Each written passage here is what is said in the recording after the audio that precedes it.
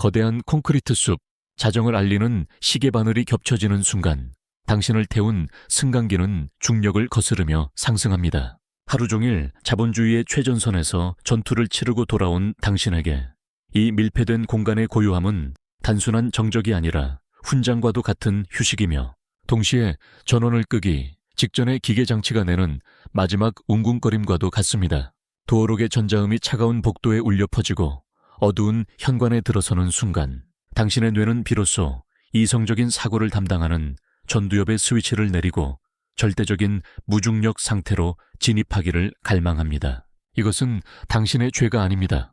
하루 종일 과도한 긴장과 경쟁 속에서 코르티솔로 젖어버린 신경 회로를 식히기 위한 수컷의 생물학적 필연이자 생존을 위한 강제적인 휴전 선포입니다. 그러나 바로 그 순간 거실의 희미한 조명 아래 혹은 아이들을 재우고 난 안방의 침묵 속에 앉아있는 그녀의 뇌, 특히 생존 본능과 공포를 관장하는 편도체에서는 당신의 그 평온한 침묵이 평화가 아닌 전시 상황의 공습경보로 해석되고 있다는 잔혹한 진실을 직시해야 합니다.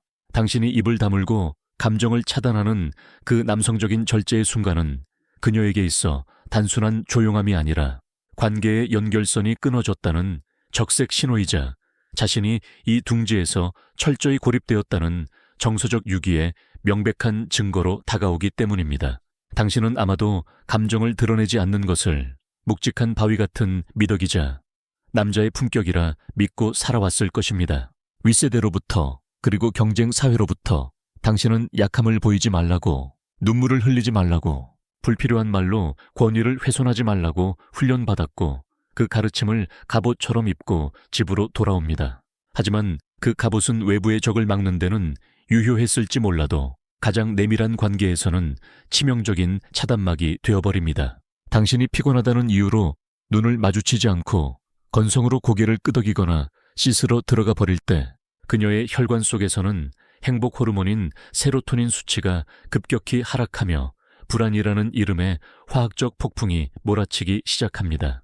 이것은 그녀가 성격이 예민하거나 의부증이 있어서가 아닙니다. 수만 년에 걸친 인류 진화의 역사 속에서 여성에게 무리의 리더이자 파트너인 남편의 침묵은 곧 정보의 차단을 의미했고 야생에서의 정보 차단은 곧 맹수의 습격이나 기아와 같은 생존 위협으로 직결되었기 때문입니다. 따라서 그녀가 쏟아내는 잔소리나 날선 질문들은 당신을 괴롭히기 위한 소음이 아니라 당신이라는 서버가 아직 우리라는 네트워크에 접속해 있는지, 당신이 여전히 나를 보호할 의지가 있는지를 확인하려는 다급한 신호 확인 요청과 같습니다. 이 비극적인 오해의 간극은 당신이 사회적으로 유능하고 지능이 높을수록 더욱 깊은 골짜기를 만듭니다. 당신은 회사에서 수십억 원의 자금을 운용하고 복잡한 이해관계를 조율하며 난해한 전략을 수립하는 탁월한 논리적 지능을 가졌습니다. 그러나 아이러니하게도 그토록 높은 지적 능력은 현관문을 넘는 순간 무용지물이 되거나 오히려 독이 됩니다. 당신은 밖에서의 문제를 해결하듯 집안의 감정적 기류를 논리로 분해하고 해결책을 제시하려 듭니다. 그녀가 육아의 고단함이나 인간관계의 미묘한 갈등으로 인한 힘듦을 토로할 때 당신은 상황을 분석하고 대안을 제시하며 결론을 내리려 합니다. 하지만 그녀가 원한 것은 효율적인 솔루션이 아니라 공감이라는 이름의 데이터 동기화였습니다. 사회적 지위가 높고 밖에서 존경받는 남성일수록 집안의 미세한 공기를 읽어내는 눈치라는 감성지능 앞에서는 처참할 정도로 무능해지는 이 역설은 그녀로 하여금 당신을 기능적으로는 돈을 벌어오는 훌륭한 기계일지 몰라도 정서적으로는 심각한 결함이 있는 파트너로 인식하게 만듭니다. 당신은 돈을 벌어오고 가족을 부양하는 것으로 가장의 의무를 다했다고 믿지만 그녀는 당신의 그 기능적 수행 뒤에 숨겨진 정서적 태만을 꿰뚫어 봅니다. 그녀에게 있어 당신의 높은 연봉과 사회적 성공은 당신이 그녀의 감정을 돌보지 않아도 되는 면죄부가 될 수 없습니다. 더욱이 당신이 구사하는 언어는 그녀에게 있어 소통의 도구가 아니라 끊임없는 해독과 의심의 대상이 됩니다. 갈등을 피하기 위해 혹은 빨리 이 피곤한 상황을 종료하고 쉬고 싶어서 뱉어내는 미안하다는 말이나 사랑한다는 말은 그녀의 뇌 속에 내장된 고성능 거짓말, 탐지기를 결코 통과하지 못합니다. 당신은 그것을 가정의 평화를 위한 합리적인 타협이라 생각하겠지만 그녀는 그것을 기만이자 모독으로 받아들입니다. 마음의 울림 없이 상황을 모면하기 위해 기계적으로 설계된 대본 같은 말들은 오히려 당신의 의도가 불순하다는 확신을 심어줄 뿐입니다. 그녀는 당신의 눈빛, 목소리의 미세한 떨림, 입꼬리의 각도 등 비언어적 신호에서 진정성의 부재를 기가 막히게 읽어냅니다. 밖에서는 고객이나 상세게 그토록 화려한 언변과 진심 어린 표정을 연기하는 당신이 왜 내 인생을 건네게만은 이토록 빈겁대기 같은 단어들을 무심하게 던지는가에 대한 의문은 결국 당신이 나를 존중하지 않으며 나를 그저 관리해야 할 귀찮은 하위 직원쯤으로 여긴다는 결론으로 귀결됩니다. 이러한 인식이 반복되면 그녀의 마음속에는 섭섭함이라는 감정이 퇴적층처럼 쌓여 거대한 한이 되고 이는 훗날 당신이 가장 약해졌을 때 터져나올 시한폭탄이 됩니다. 이러한 불신과 불안을 부채질하는 또 다른 요인은 당신의 등 뒤에 서 있는 보이지 않는 그림자들, 즉 당신의 사회적 관계망입니다. 당신이 친구들과의 술자리에서 혹은 동료들과의 담배 연기 자욱한 휴게실에서 흡수한 저급한 남성성의 파편들이 당신의 뇌리에 박혀 있음을 그녀는 본능적으로 감지합니다. 여자는 꽉 잡아야 한다거나 잡힌 물고기에는 미끼를 주지 않는다는 식의 낡고 편협한 조언들이 알게 모르게 당신의 태도에 새우며들어 그녀를 대하는 당신의 눈빛을 탁하게 만듭니다. 그녀는 당신이 우리라는 가정의 울타리보다 외부의 무리, 즉 타인의 시선과 평가에 더 충성하고 있다는 위기감을 느끼며 이는 곧 그녀를 세상에 홀로 남겨진 고립무원의 상태로 몰아넣습니다. 당신은 친구와의 의리를 중시하고 사회생활을 잘하는 것이 남자의 능력이라 자부할지 모르나 그녀의 눈에는 그것이 가장 소중한 사람을 외면하고 외부의 얄팍한 칭찬에 목매는 미성숙한 인정 욕구로 비칠 뿐입니다. 당신이 외부의 영향력에 휘둘려 가정 내의 의사결정이나 태도를 바꿀 때 그녀는 당신을 신뢰할 수 있는 리더가 아니라 타인의 말에 부하뇌동하는 꼭두각시로 격하하게 됩니다. 이토록 거대한 정서적 단절과 오해의 틈바구니 속에서도 밤은 찾아오고 당신은 본능적인 욕구 혹은 스트레스 해소의 일환으로 그녀의 몸을 원하게 됩니다. 여기서 부부관계의 비극은 정점에 달합니다. 당신에게 섹스는 복잡한 머릿속을 비우고 하루의 피로를 씻어내며 단절된 관계를 일시적으로나마 봉합하려는 시도일 수 있습니다. 도파민의 분출을 통해 안식을 찾으려는 생물학적 기제입니다. 하지만 정서적 교감이 선행되지 않은 상태, 낮 동안의 냉전이 해소되지 않은 상태에서의 갑작스러운 신체적 접촉은 그녀에게 있어 사랑의 확인이 아니라 자신의 몸이 당신의 수면제나 배설독으로 전락했다는 끔찍한 몸열감을 안겨줍니다. 여성의 성욕은 맥락과 정서적 안정감 위에서 피어나는 꽃과 같습니다. 아침에 건넨 따뜻한 말 한마디, 낮에 보낸 배려 섞인 문자 메시지 하나가 없는 상태에서 밤에만 돌변하여 몸을 더듬는 당신의 손길은 그녀에게 폭력에 가까운 불쾌감을 줍니다. 당신은 행위 자체에 집중하며 열정을 쏟을지 모르지만 그녀는 당신과 가장 가까이 살을 맞대고 있는 그 순간조차 우주에 홀로 떠 있는 듯한 절대적인 고독을 맛봅니다. 당신이 사정을 통해 쾌락과 이완을 얻고 골아떨어지는 동안 어둠 속에서 깨어있는 그녀의 내면에서는 당신이 나의 영혼이 아닌 육체만을 탐한다는 비참한 확신이 콘크리트처럼 굳어집니다. 침실의 어둠 속에서 그녀가 느끼는 것은 충만함이 아니라 뼈에 사무치는 공허함이며 이것은 부부관계의 미세한 균열을 돌이킬 수 없는 시면으로 확장시키는 결정타가 됩니다. 당신이 코를 골며 잠든 사이 그녀는 옆에 누운 타인을 바라보며 소리 없는 이별을 준비하고 있을지도 모릅니다.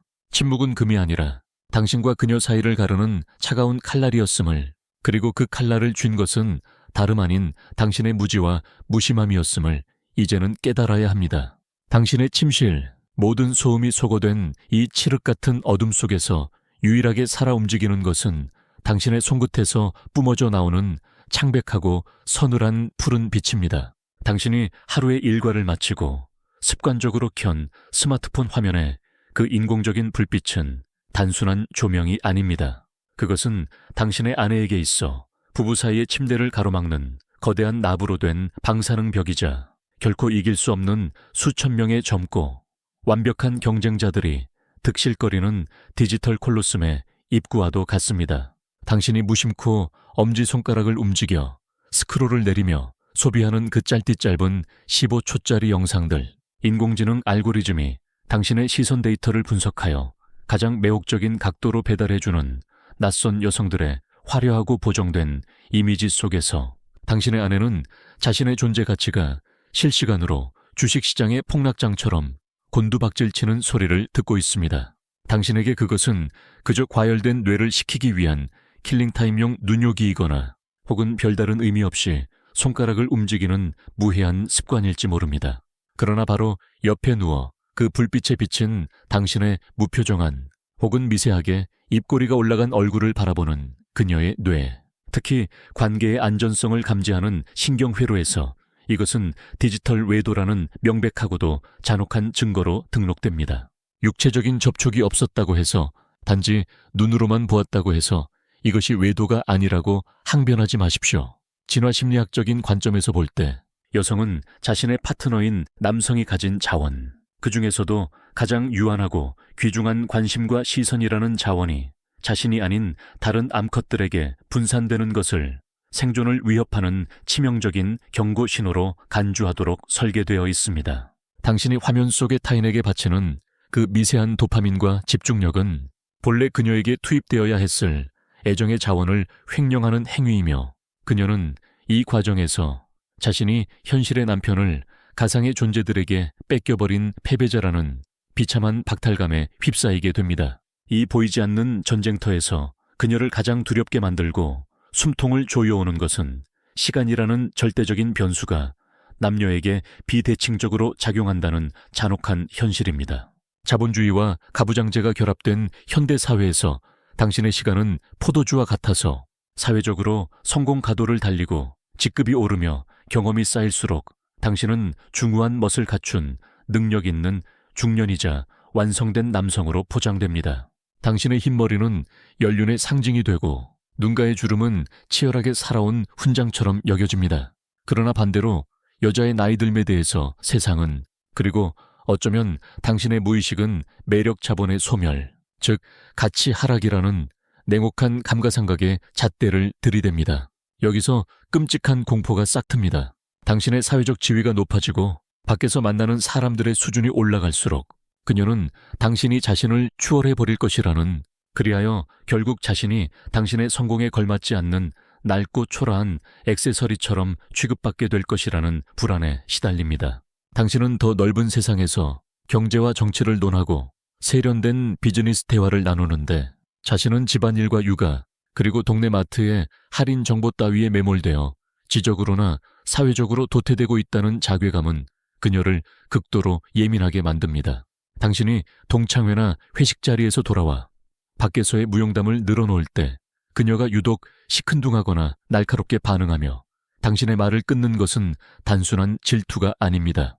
그것은 당신의 가파른 성장 속도에 맞춰지지 않는 자신의 초라함과 언젠가 당신이 말이 통하지 않는다는 이유로 혹은 수준이 맞지 않는다는 핑계로 자신을 낡은 가구처럼 정신적으로 폐기 처분할지도 모른다는 원초적인 유기불안의 발현입니다. 이 불안의 뿌리를 더 깊고 어두운 곳까지 파고들면 그녀의 무의식 가장 깊은 곳에 또아리를 틀고 있는 근원적인 의심, 바로 내가 과연 당신에게 선택된 여자인가, 아니면 그저 적당한 시기에 타협된 여자인가라는 질문과 마주하게 됩니다.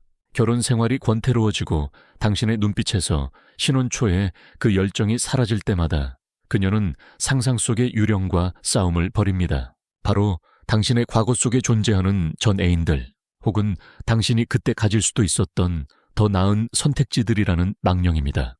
당신이 그녀에게 보여주는 안정감과 성실함이 때로는 사랑의 증거가 아니라 당신이 더 이상 모험을 하지 않고 현실에 안주하기 위해, 혹은 결혼 정년기라는 사회적 알람에 맞춰 눈앞에 있던 자신을 선택이 아닌 낙점했다는 증거로 오독되기도 합니다. 당신은 나를 미치도록 사랑해서 내가 아니면 죽을 것 같아서 결혼한 게 아니라 그저 결혼할 때가 되었고 아이를 낳아 기를 만한 적당한 여자가 필요해서 옆에 있던 나랑 한 거야.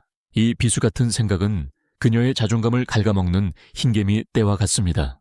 그녀는 당신이 자신을 열렬히 갈망했던 기억보다 상황에 맞춰 합리적으로 판단했던 기억을 더 아프게 되새김질하며 자신의 대체 가능성을 끊임없이 시뮬레이션합니다. 내가 만약 사고로 사라진다면 당신은 슬퍼하겠지만 금세 나보다 더 젊고 조건 좋은 여자로 나를 대체하겠지 라는 비관적인 상상은 그녀를 깊은 우울의 늪으로 밀어 넣습니다. 이러한 내면의 지옥도는 디지털 세계의 무한한 선택지들과 결합하여 더욱 견고하고 빠져나갈 수 없는 감옥이 됩니다. 과거 아날로그 시대에는 남편의 유혹 대상이나 비교 대상이 동네 이웃이나 직장 내의 몇몇 여성에 불과했지만 지금은 손바닥 위에 스마트폰을 통해 전 세계에 보정된 완벽함과 경쟁해야 합니다. 당신이 TV를 보다가 혹은 길을 걷다가 무의식적으로 흘리는 요즘 애들은 참 예쁜 애라는 지나가는 말 한마디, 혹은 아이돌 가수를 보며 짓는 찰나의 미소조차 그녀에게는 자신의 패기를 예고하는 판결문처럼 들립니다. 그녀는 알고 있습니다. 당신이 마음만 먹으면 기술적으로 언제든 채팅 앱이나 소셜미디어를 통해 새로운 대상을 탐색할 수 있는 시대라는 것을, 그리고 당신의 경제력과 사회적 지위라면 그것이 불가능한 일이 아니라는 것을 말입니다. 그래서 그녀는 거울 속에 비친 늙어가는 자신의 육체, 출산과 육아로 인해 탄력을 잃은 피부와 당신의 시선 끝에 머무는 디지털 환영들의 완벽한 곡선 사이에서 자신이 언제든 교체될 수 있는 기계 부품이 되었다는 참담한 무력감을 느낍니다. 이 보이지 않는 경주에서 그녀는 출발선에서부터 패배를 예감하며 달리고 있으며 당신이 그 경주의 심판관이 되어 언젠가 호루라기를 불고 자신을 탈락시킬지도 모른다는 공포가 그녀의 일상을 지배하고 있습니다. 당신이 아무리 입으로 당신뿐이야, 사랑해라고 말해도 그 말이 그녀의 뇌세포 깊숙이 각인된 노화와 대체에 대한 생물학적 공포를 씻어내기에는 턱없이 부족한 이유가 바로 여기에 있습니다.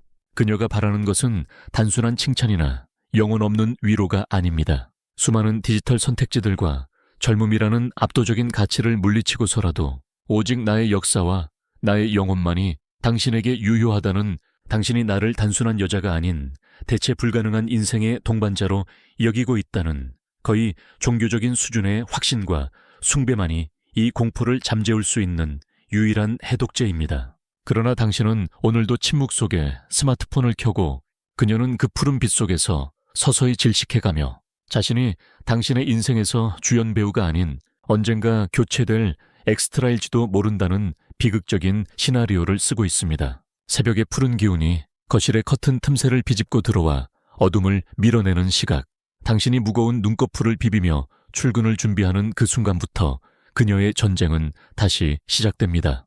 이것은 총성이 울리지 않는 전쟁이며 피가 튀지 않으나 영혼이 마모되는 소모전이고 무엇보다 그 성과가 어디에도 기록되지 않는 유령들의 노동입니다. 당신은 퇴근 후 당연하다는 듯 마주하는 깨끗하게 정돈된 거실 바닥, 냉장고에 채워진 신선한 반찬, 그리고 빳빳하게 다림질된 셔츠를 마치 공기나 물처럼 주어지는 자연의 상수로 받아들입니다.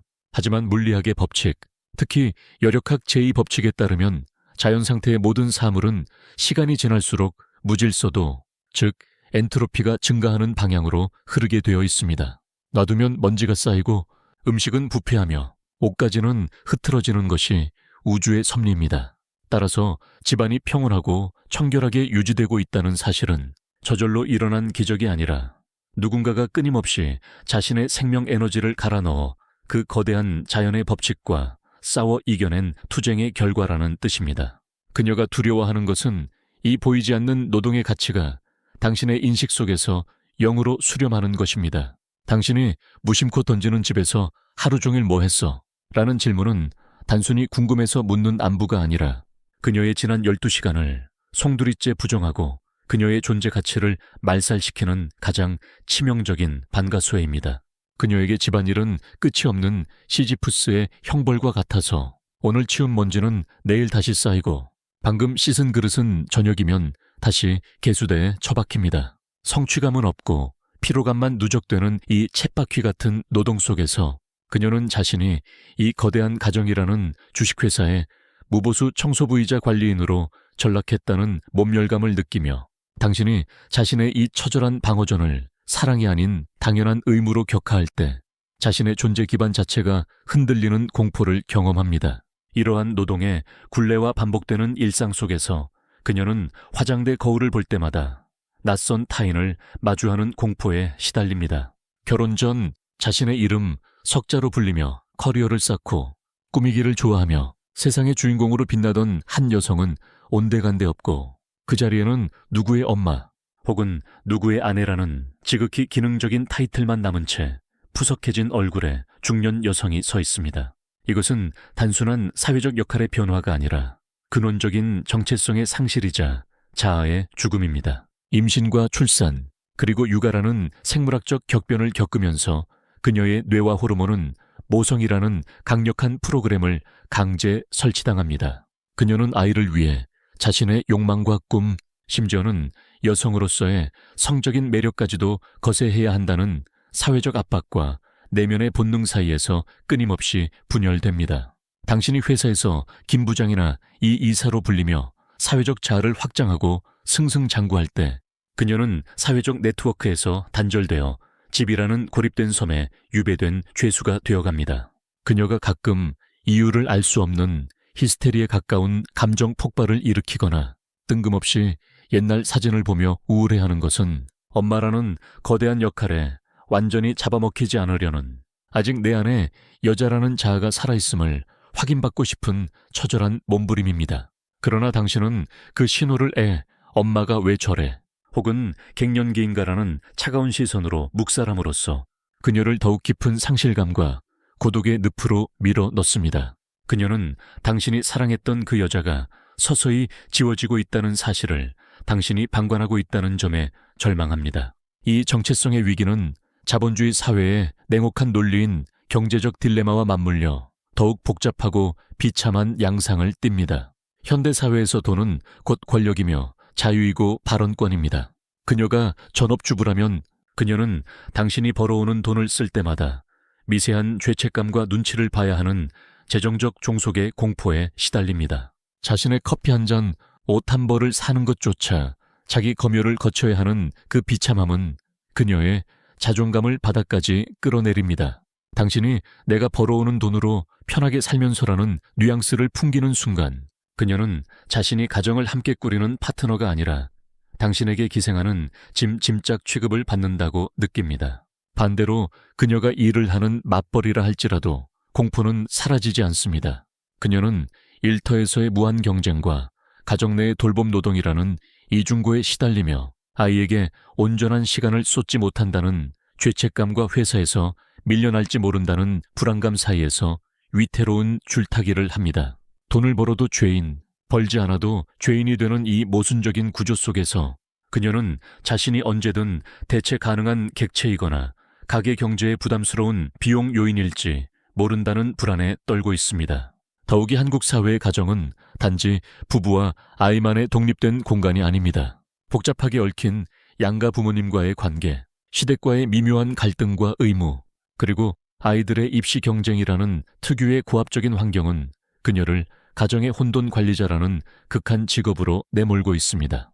그녀는 당신의 부모님 생신과 건강을 챙기는 고도의 감정 노동을 수행해야 하고 학원 스케줄을 매니지먼트해야 하는 무거운 책임을 홀로 짊어집니다. 아이가 아프거나 성적이 떨어지면 모든 비난의 화살이 엄마인 자신에게 쏠리는 이 불합리한 구조적 무게 속에서 그녀는 질식할 것 같은 압박감을 느낍니다. 재혼 가정의 경우 전처소생의 자녀 문제나 복잡한 재산 관계 등은 그녀의 뇌를 과부하 상태로 만들고 그녀는 이 모든 복잡성을 조율하고 해결해야 하는 사령탑 역할을 요구받지만 정작 권한은 없고 책임만 있는 이 자리에서 그녀의 영혼은 촛농처럼 녹아내리며 소진되어 갑니다.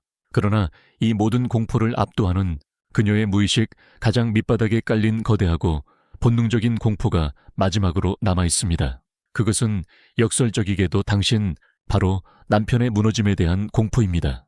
그녀가 당신에게 잔소리를 퍼붓고 술 좀 그만 마시라고 소리치고 돈을 더 벌어오라고 닥달하고 당신의 게으름과 나태함을 매섭게 지적하는 그 이면에는 당신이라는 기둥이 부러지면 자신의 세계 전체가 붕괴할 것이라는 생존 본능적 공포가 자리 잡고 있습니다. 그녀는 당신이 사회적 경쟁에서 패배하거나 건강을 잃거나 혹은 의지력을 상실하여 주저앉는 상황을 상상하는 것만으로도 패닉에 빠집니다. 그녀가 당신을 공격하는 것은 당신이 미워서가 아니라 당신이 얼마나 단단한지 확인하고 싶기 때문입니다. 마치 살얼음판 위를 걸을 때 발을 굴어 얼음의 두께를 확인하듯 혹은 성벽이 튼튼한지 망치로 두드려 보듯 그녀는 당신을 감정적으로 타격함으로써 당신이 여전히 우리 가족을 지탱할 수 있는 강인한 수컷인지 테스트하는 것입니다. 그녀는 당신이 힘들다고 말하며 그녀의 품에 안겨 울기를 바라는 모성애적 본능과 당신이 절대 약한 모습을 보여서는 안 된다는 생존 본능 사이에서 격렬한 모순을 느낍니다. 당신이 무너지면 그녀와 아이들을 덮쳐올 세상의 거친 풍파를 막아줄 방파제가 사라지기 때문입니다. 결국 그녀의 모든 신경질과 날선 비난, 그리고 불안한 눈빛은 제발 강해져, 제발 무너지지 마, 나를 지켜줘라는 비명과도 같은 역설적인 호소입니다. 이 구조적 무게를 견디지 못하고 당신이 쓰러지는 날, 그것은 그녀에게 단순한 가장의 실직이나 실패가 아니라 우주의 멸망과도 같은 재난입니다. 이제 당신은 알게 되었습니다. 밤의 침묵이 평화가 아닌 방임이었음을, 스마트폰의 불빛이 단순한 습관이 아닌 비교와 대체에 대한 위협이었음을, 그리고 그녀의 잔소리가 공격이 아닌 당신의 강함을 확인하고 싶은 생존 신호였음을. 이 17가지 공포의 지도를 손에 쥔 당신, 현실주의자에게 남은 과제는 단 하나입니다. 그녀의 눈물과 분노를 감정적인 히스테리로 치부하는 것을 멈추고 그 이면에 작동하는 두려움의 기제를 꿰뚫어 보는 것입니다. 섭섭함은 고립에 대한 공포이고 분노는 무너짐에 대한 공포입니다. 당신이 해야 할 일은 감상적인 위로가 아닙니다. 흔들리지 않는 바위처럼 그 자리에 서서 그녀의 공포가 틀렸음을 당신의 존재 자체로 증명하는 것입니다. 비로소 그때 침묵은 단절이 아닌 신뢰의 언어가 되고 두 사람 사이의 공기는 차가운 긴장이 아닌 따뜻한 안온함으로 채워질 것입니다. 이것이 우리가 도달해야 할 진정한 평정심, 아타락시아의 경지입니다.